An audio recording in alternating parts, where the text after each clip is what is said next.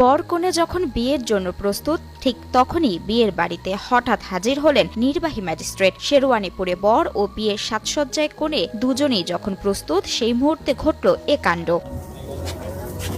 পুরো বাড়ি ঘিরে ছিল বিয়ের আনন্দ। আর কিছু সময় বাদেই শেষ হওয়ার কথা ছিল বিয়ের আনুষ্ঠানিকতা। স্টেজ, প্যান্ডেল, আলোকসজ্জা সহ কনে পক্ষের আমন্ত্রণে চলছিল খাবার সহ জমকালো বিয়ের আয়োজন। আমরা গতকালকে সন্ধান পাই যে এখানে একটা বাল্যবিবাহ হয়েছে, এরকম একটা সংবাদ পাওয়ার পর গতকালকে আমাদের দু একজন ভলান্টিয়ার এখানে আসে। বাট এখানে এসে আমরা যখন সুবিধাজনক একটা স্পেস না পাই, তাদের থেকে আমাদের বিভিন্ন থ্রেডিং এর বিষয়গুলো আসে। তো আজকে আমরা সকালে মহিলা বিষয়ক অধিদপ্তর, জেলা ম্যাজিস্ট্রেট, এছাড়া আমরা সমস্যা অধিদপ্তরকে অবগত করেছিলাম। চট্টগ্রাম নগরের ৮ নং ওয়ার্ডে বায়েজিদ এলাকার বার্মা কলোনির একটি বাড়িতে ১৪ বছরের এক কন্যা শিশুর বাল্য বিবাহের আয়োজন ছিল এটি। পর পৌঁছানোর আগে আমরা সেখানে ডকুমেন্ট যাচাই করি। সেখানে আমরা দেখতে পারি মেয়ের বয়স 18 বছর তো দূরের কথা, মেয়ের বয়স ছিল 14 বছর 9 মাস 27 দিন। অভিযোগ ওঠে ভুয়া কাগজে বাল্য বিবাহ করার চেষ্টা করে দুই পরিবার। এখানে একটা নোটারিফাইড একটা ডকুমেন্ট দিয়ে তারা বিয়ের কার্যক্রম চালাচ্ছে, যেটার আসলে আইনগত কোনো ভিত্তি নেই।